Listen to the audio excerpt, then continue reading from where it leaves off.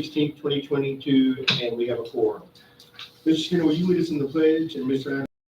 Adams? Pledge allegiance to the flag of the United States of America and to the republic for which it stands, one nation, under God, indivisible, with liberty and justice for all. O most gracious and everlasting God, we realize, Father, God alone we master. We realize, O Lord God, that everything is for you without you, we master. Father, we just want to say thank you, O God, for this another day's journey that you brought us through, Father. We want to say thank you for the opportunity you've given us to serve our children, dear Father, our community, and our schools, O Lord God. We just pray, O God, as we go through this meeting, Father, that all things be done decently and in order, dear Father. We pray, O God, that you continue to lead us, guide us, and direct us in all that we say and do. We ask all these blessings in all these in Christ Jesus' name, I pray.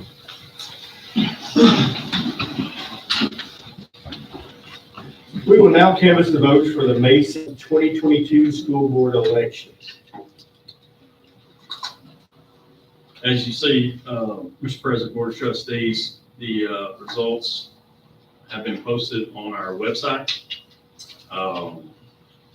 The contested election was in place 5, Jonathan Sorensen, 191, and Dennis Williams, 308. Do I have a motion declaring the winner for place 2 unexpired term, Curtis Smith, place 4, Everett Adams Jr., and place 5, Dennis Williams? Mr. President, I'll second Mr. Skinner has motion. I second. Ms. Amy, second. All those in favor? Motion carries unanimously.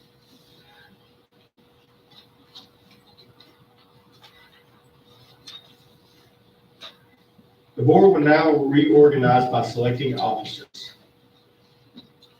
The floor is now open for nominations for board president. Mr. President, I nominate Everett Adams for board president. Do I have a second? I make a second. Ms. Amy, second. All those in favor? Motion carries unanimously. Mr. Everett Adams has been nominated for the office of president. And then Oh, okay. Yeah, do I have to switch now? Yeah, they got to switch. They got to switch.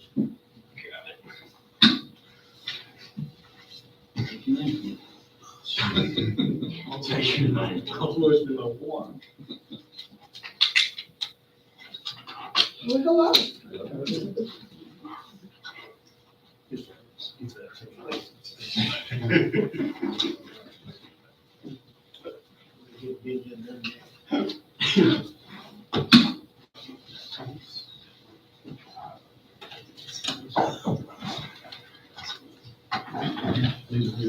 Everybody. Okay.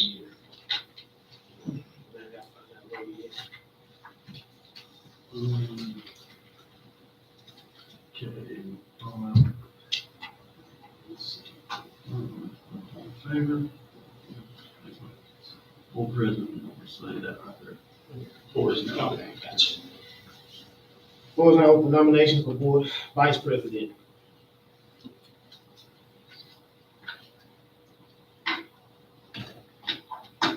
Everybody speak at the same time. I'll nominate Dennis. We have Dennis Williams nominated vice president. And then any other nominations? All in favor, you vote say aye. I'll be your right hand. Need a All second. opposed? Need Oh, a I'm second. sorry. I'll Can I get a second. second? I'll Okay, I second. get a second. All in favor? All opposed? None, motion carries.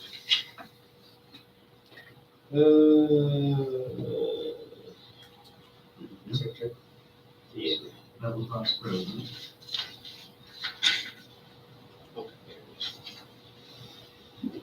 Floor is now open for nomination for board secretary. I nominate Karen McElwain. I'll second that motion. We have a motion and a second for Karen McElwain, the board secretary. Any further discussion?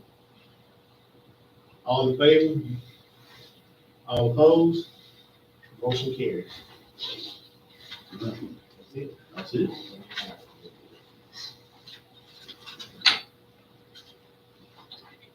We got the signs.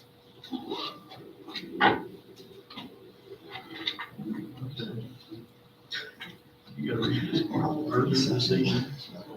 And then.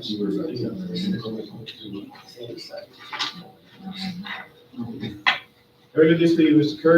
Kurt Smith, Mr. Everett Adams Jr., and Mr. Dennis Williams took the oath of office. They will now receive their election certificates. They're in your yellow folder. Okay. Anyone stand for public comment? Public comment, anybody? Anyone sign up for public comment? Okay. Oh, you'd have the certificates. So she said, Okay. I will,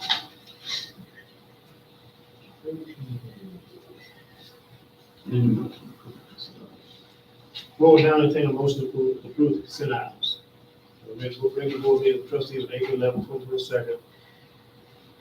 Required school board program. I'll make a motion. A motion by Mr. Crawford. Second by Mr. Skinner. All in favor? All opposed? Motion carries.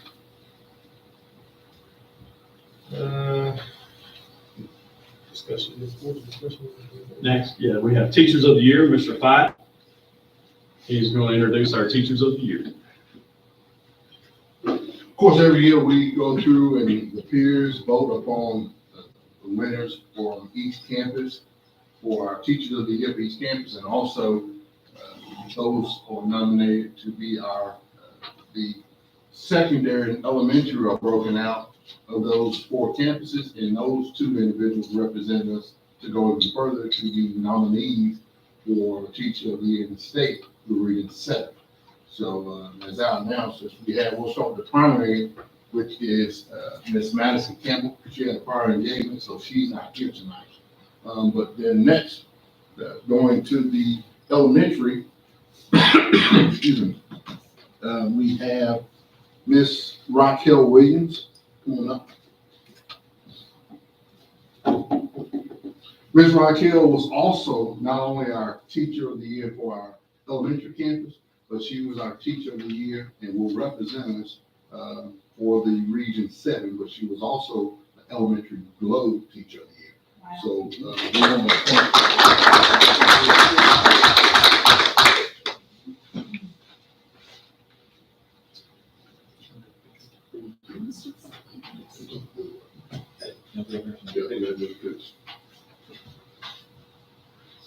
Principal.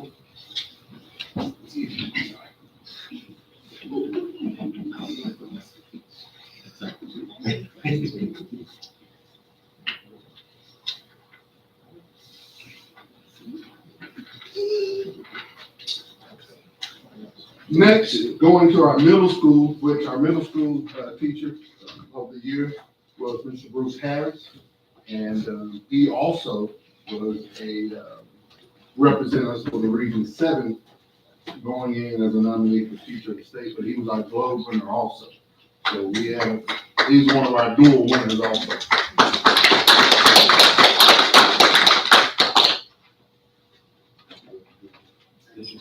Unfortunately, you'll get this later, but I'm kind of jumping ahead, but unfortunately, Mr. Harris will be going to be a head girls basketball coach at VCAT. So we hate to see him go, but we definitely like to see people move forward and progress in this profession.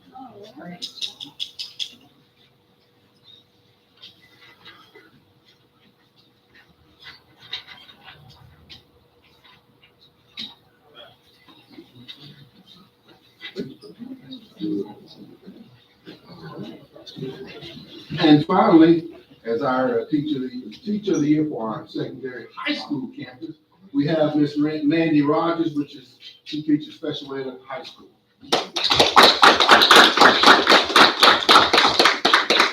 And I hired her back when I was in middle school.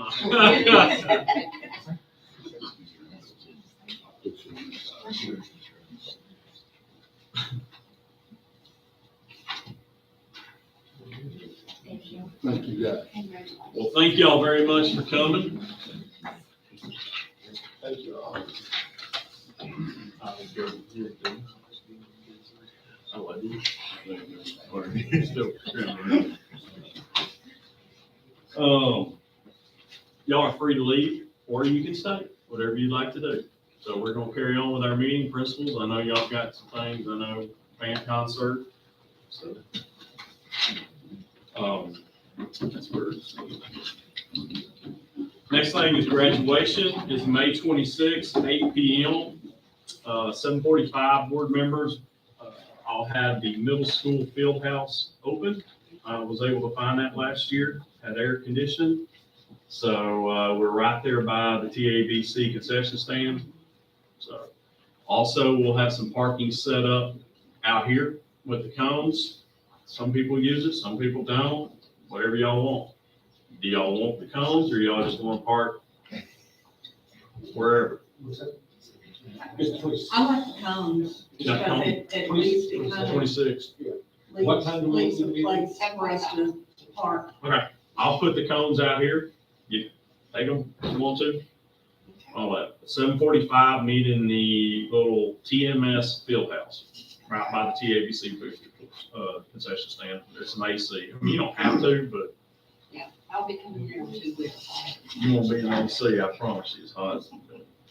So, I have a convention. It's in Shreveport. all right, next item we have, Mr. Pike, parent survey. Every 3 years, we're on a cycle from the parent to community to staff.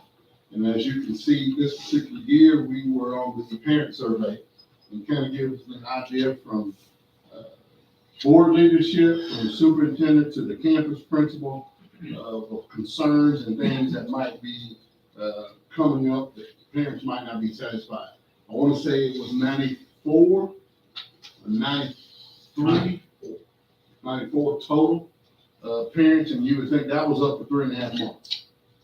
So out of 3.5 months, only 94 people responded to the survey. And as you can see, 4 is excellent, above average is 3, 2 is below, and we have going across on all or 3s there to address the district.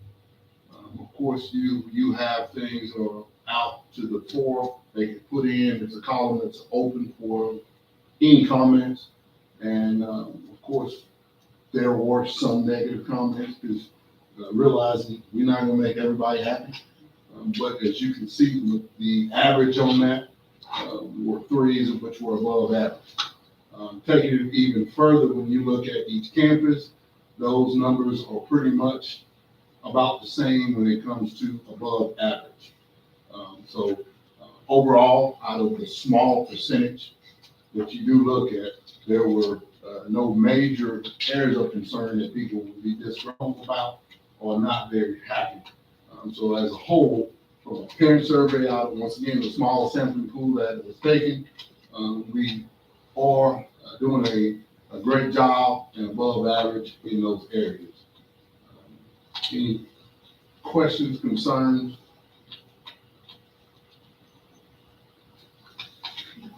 Thank you, Mr. Pike. Next item is budget update. Mr. Milam.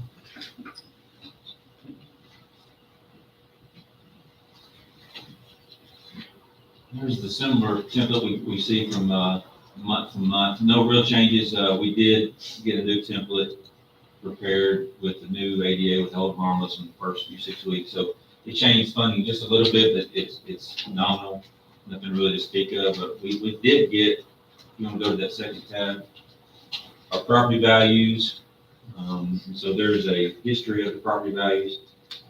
Went up about 6% as a whole. I know, that's mainly because the plan itself didn't really change much, and that's the max. I mean, that's the majority of our tax base is the plant. The value of the plant did not change significantly, so our property values, you can say that 6.6 went up. When you look at your tax statement yourself, you're like, you think it'd be more than that. But the plant is kind of offsetting it's kind of skewing those numbers a little bit because it's the major part. I know Panola, the values in Panola, I know were 36% because they don't have the plant in their, in their figures. So just looking at apples to apples, their property value was up 34%, if I remember right. So, but again, property value is up, good for funding. You know, state funding obviously will go down because they balance that out, but what's good that the value is going up is that it helps our INS side of things, paying our bonds and trying to, you know, continue to get ahead of our bonds. That's kind of where our property value stays. It's going to be about the same as it was this past year as far as this estimate. Now, usually Russell County kind of sandbags a little bit because they want to give you the prior value or the preliminary values a little bit lower, and they'll, you know, usually goes up about 4% if I look back at history. And so I'm anticipating that revenue might go up a little bit next year. Any questions on the budget? So looking to be in the good about 264,000.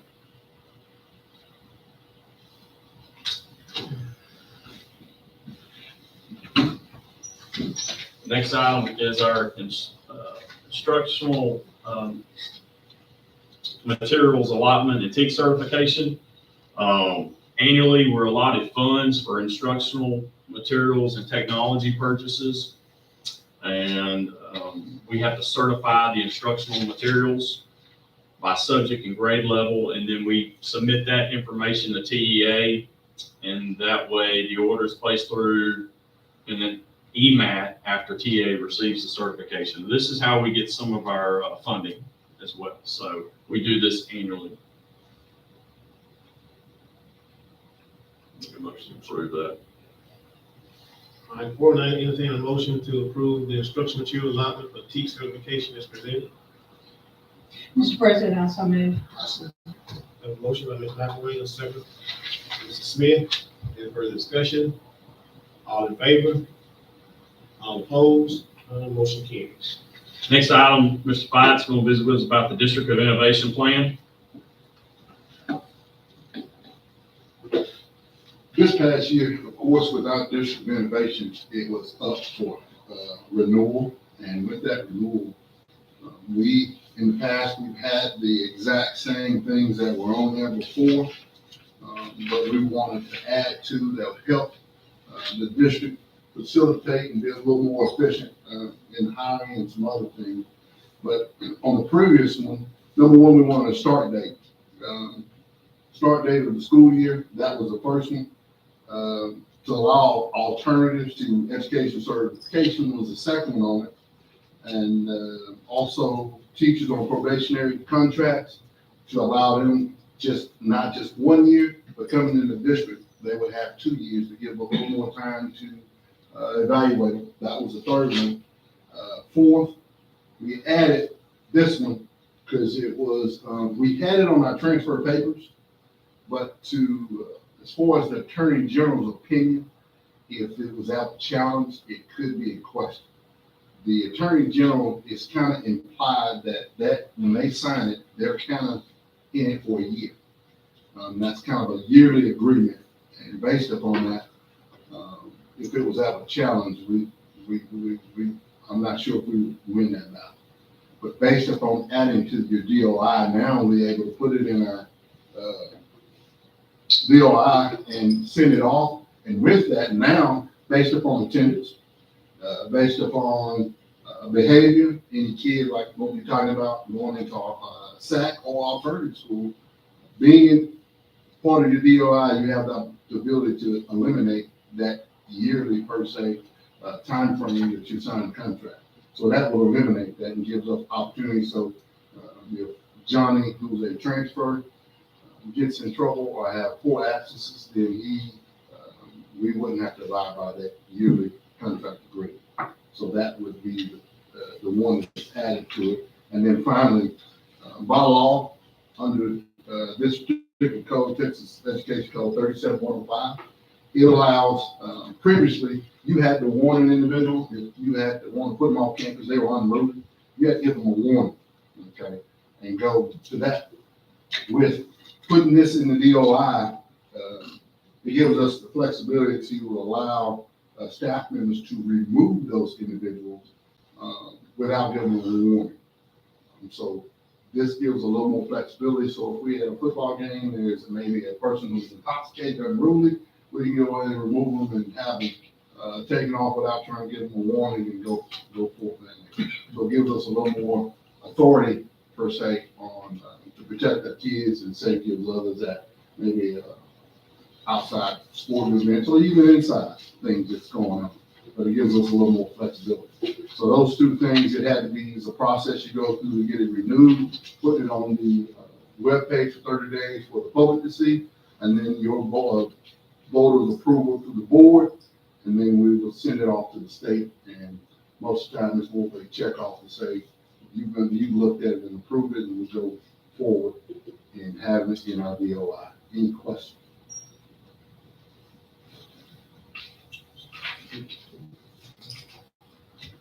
Board will entertain a motion to approve the proposed amendments to the district, amendments to the ISD District Innovation Plan. Make a motion. A motion by Mr. Smith, now second. Second by Mr. Crawford. For discussion, all in favor? All opposed? Motion carries. Next item is to approve a resolution regarding hazardous traffic conditions. TEA has, I think since 2011, we get transportation allotment, but you do not have to transport kids within 2 miles of the schoolhouse. But if you will do this resolution, we can receive funding for those children that we do transport out of that transport allotment. So we can get some additional funding by doing this resolution. And so that's why it's here tonight.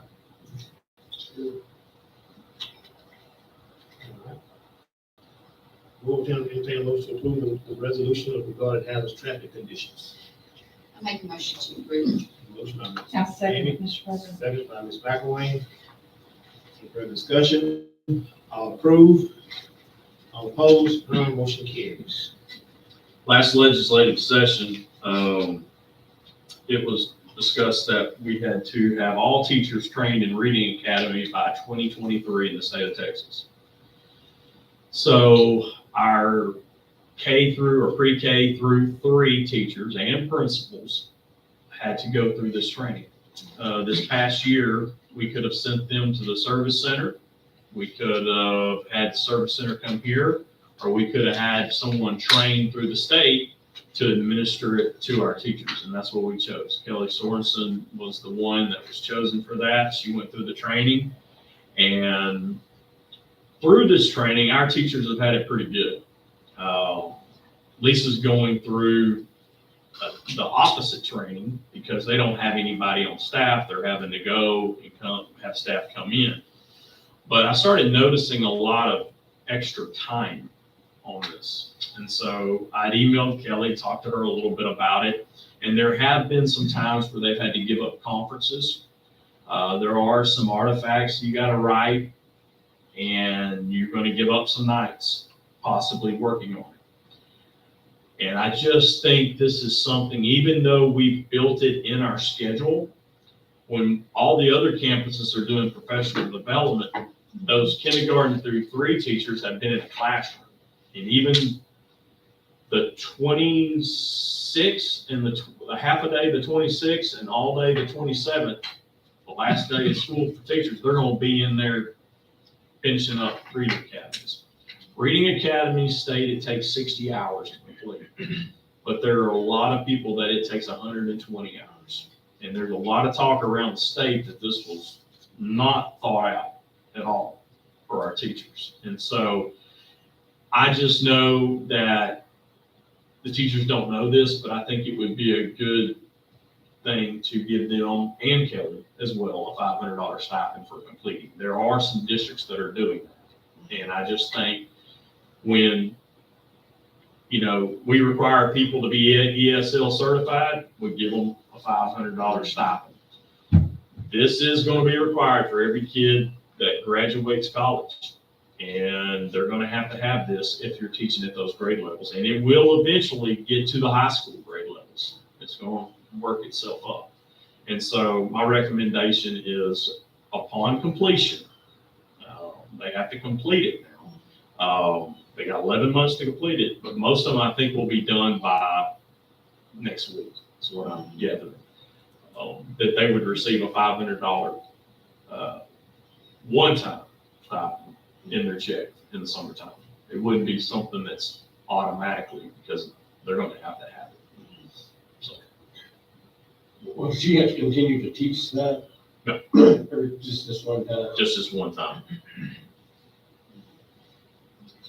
Further discussion? Okay. We'll entertain a motion to approve the Reading Academy stipend as presented.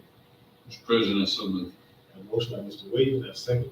Actually, Second by Mr. Smith. All in favor? All opposed? Motion carries. The next item is to consider and approve a retention stipend. One thing that I've noticed throughout the state is everybody's trying to do as much as they can for their staffs. And I know we have done $500 and things of that nature for staff. And I just felt like the last 2 years have been hard on our staff.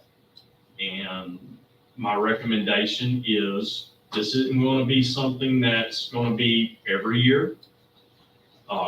We would hope it would be, but this is for next year, that if you were employed in the fall of 21 and the spring of 22, and you're returning, that if you are a teacher, professional employee, you get $2,000. If you're a non-exempt hourly worker, you get $1,000. And I think this is going to go a long way with our staff. When will they get this? Probably will be, what do you think, the June check? Yeah, we kicked around two ideas, but half at the beginning and half at the end. Oh, I'm sorry. No, I'm not. Yeah, I'm sorry. He's right. We thought about September and we thought about December, and then we thought about September and May. We just hadn't really set that right now. One thing I don't want to do is if they just expect it. Right. And so this could be just out of the blue sometime. So yeah, we've kind of kicked it around. We hadn't got a set date yet. But they'll know they're gonna get it. Yes, Okay. they just don't know when. Yeah. Okay. They know it's coming. Okay.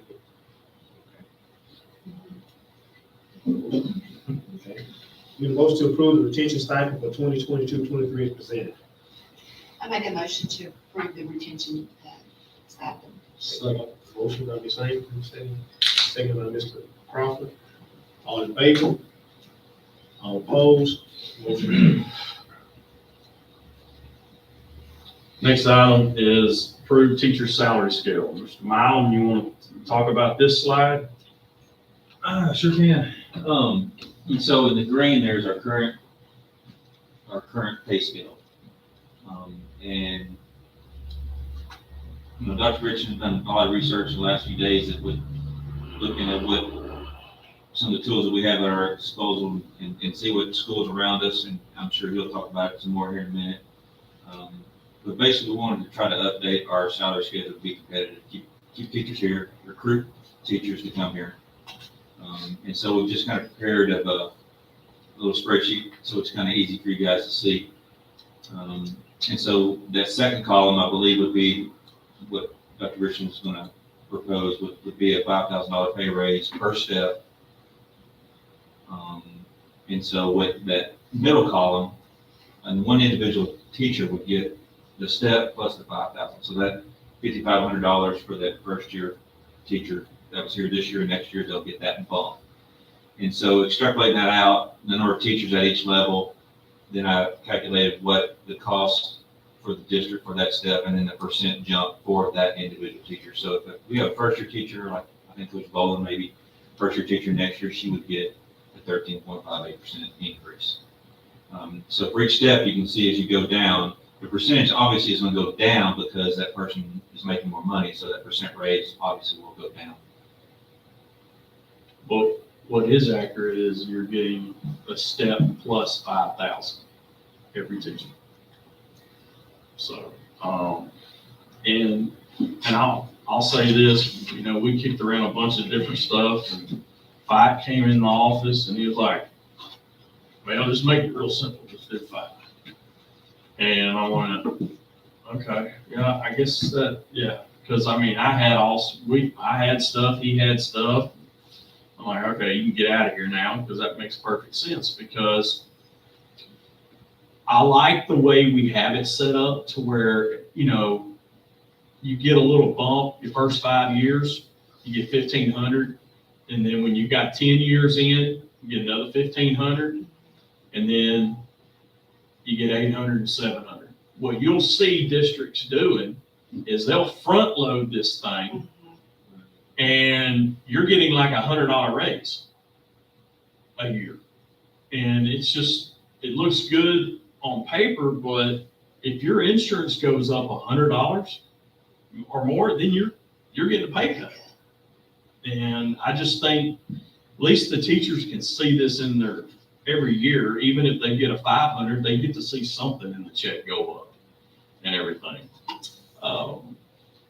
So that's kind of where we landed on. To give you a little more background, this is where we are currently right now. If all things stayed the same. At 0 year, this is where we're at.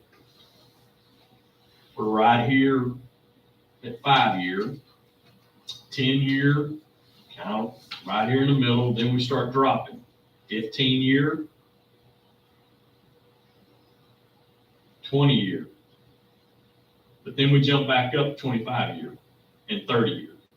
A lot of districts stop at 20, 25 years, and the only way you get an increase is if the board gives a percentage increase. And that's what used to be here, but when we did the scales last time, we went out to 30 years. So we tried to fix that. So after 30 for us, it would be the same thing. If the board gives a percentage and all that, then that's how that would work. So I just wanted to show this is where we're at currently right now. The only school around here that's done anything has been Henderson. They did theirs last week. Tyler and Longview haven't done theirs. My personal opinion, we're not trying to compete with Tyler and Longview. But if we were to pass this tonight, then you can see kind of where we stand currently. Now, that doesn't mean Marshall doesn't come in next week or Carthage and all that. But I think it will get us back up there where we need to be competitive. At 25, we're at the top, 30 to the number 2. But again, Tyler hasn't done anything. Longview hadn't done anything. But I still think we'll be pretty good. You're talking Carthage has got to go up 5,000, almost 6,000. They got to go up. So I think if we can do this, it's going to help it's going to help our teachers. 2, it's going to help with, if anybody's thinking about leaving, they're going to stay. And we might be able to get, we haven't really had an issue with applicants, but this might help us get some better applicants too, as well. You got it. I think the important, we really don't have a problem with gaining people in the first year. Okay, that's really not a problem. The problem that's come up in the last 3 or 4 months, people coming in trying to recruit our seasoned teachers. So when we're talking about 15 to 20 years, people who are seasoned, that's where this comes into play. So I can go to Henderson and make just as much money, and I stay in Henderson. We all know that this is a commuting town. So now you back in $4 a gallon plus on gas.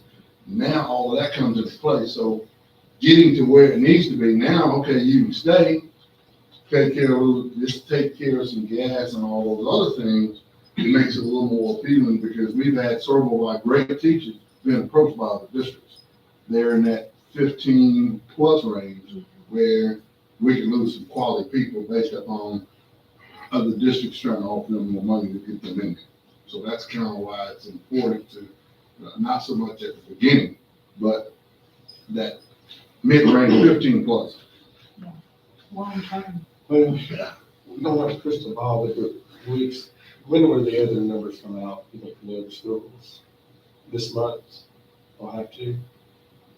They can do it in June, they can do it in July, unless they've got a July 1st fiscal year. Then they'd probably do it in June, in May, but this is early. Normally, we don't do it this soon, but I just felt like Mr. Fight said, we are seeing people trying to grab our seasoned teachers. And then when you look at this, the years he's talking about, here's the 15 year. You know, and if you live in Henderson and you're thinking, oh man, I could make $1,000 more, it might be worth it, not gas. But, I don't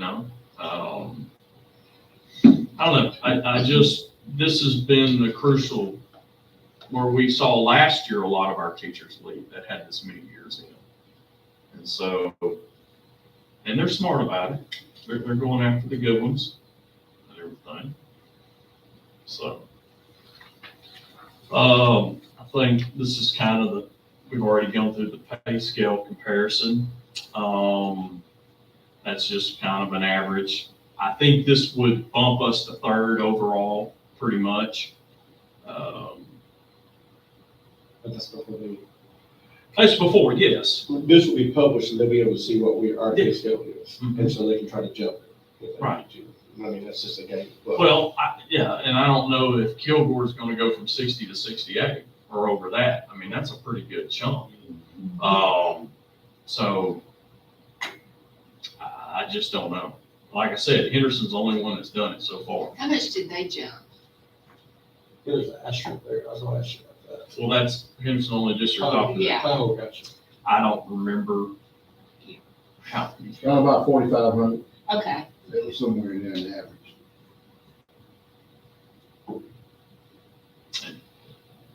Which They the quoted schools as if be it able was to afford about to do that.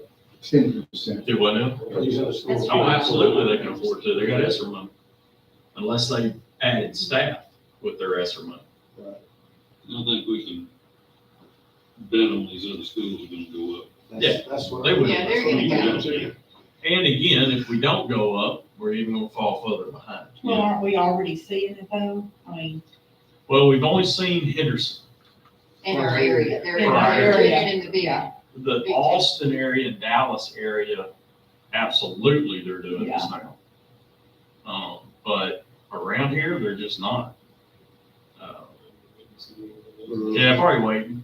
well, even if we adopt this now, if we see that we are just, after all the other schools, if they have made their decision and we're just way out of line, we can always readdress it Yeah, at we least can. before next year. But the thing I want to emphasize is we're also giving 2,000 teachers that are returning. Right. And one thing that the three of us talked about was the benefits. We don't talk about that enough for Yeah, employees. That's or- huge. yeah, it really I mean, is. that is huge. I mean, how many school I don't think districts many school districts do this. that, see, I think that needs to be, Yeah, I really think Is there a it way needs to to find that out or be not? spotlighted. What other schools are doing as far as If benefits like that? if they fill out the TASB survey, Right. not many of them do it. So, it's hard to do. But, when I looked at Henderson's, they don't do it. they don't pay the, They don't pay for it. They don't pay all the employee Right. at that. So they pay 300 something. uh-huh. And so we're gonna try to do a better job of getting that message out, because I know when we talked to some new employees that came on board either already or going to in the fall, that was part of the three of us kind of selling that is, hey, yeah, but you're gonna get a little bit more, because you take 423 times 12, I bet that when it's all said and done and they all come out with their numbers, that if our employees include the stipends that we're given and the benefits, the way we handle them, we're gonna be within $2,000 of the highest. And You can throw Longview and Tyler, you can throw Tyler in there if you want to, just to have a number to look at. They're not in our teams. Yeah, I don't consider them. Yeah, I would. They're not in our teacher basket. And even Longview's 21 miles up the road. I guess Longview might have used to be in a little different environment. They've got a lot of new schools now, but you tend to think of Longview as, that's a totally different environment for a teacher. Yeah, There is a that's a good, Yeah, there is. There catch is. of traffic. So do we give like our lead teachers, don't we give them something extra or whatever, they're like over their department or? Yeah, I think they get it. I think the department chairs get a stipend. It's, I don't know what's, how much, 500, 250, something like I that. just didn't know if we added to that, if it would help us keep those top teachers that are helping train our younger ones and everything else. If we increase that stipend, to kind of entice them to stay. What you get into with the stipends, like 9 through 12 math and science, you get the lower levels that teach a STAR test, and they're like, why can't I get the $3,000? And so then, not that they're not important too, and I do think they do receive, our lower levels, they do receive Tested area teachers. tested area, but Yeah. it's not the 3,000. We did add special education, all special education teachers. It was just high school, but that's getting to be a very tough position. And so we added across the board, all special education teachers. We were already doing the ESL and the masters in the math and the foreign language.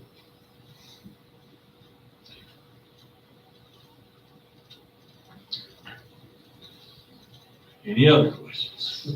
The projected, is that including the stipend we just approved? The what now? The stipend that we just approved, is that it figured into this? No, sir. That's on top of it. So if you're gonna be completing your first year here, you're gonna come in at 46 plus 2,000 if you're a teacher. So you'll be at 48. Now, that's a one-time stop, but still, they can bank on that. But if they teach math or science, they get 2,000 added to that. Correct. $500 if they have a master's. Correct. Any other discussion?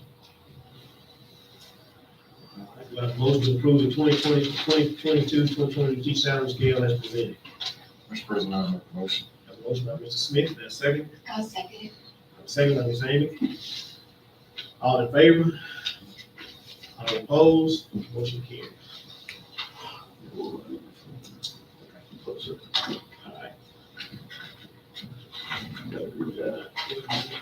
Okay, yeah. Board will now convene close meeting discussion all allows posted on agenda this evening as allowed by Texas Code 5510747 involving elimination of public personnel, professional employees. The vote will take place in the closed meeting.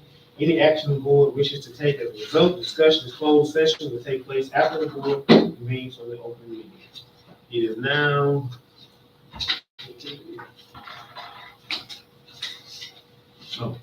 6:14.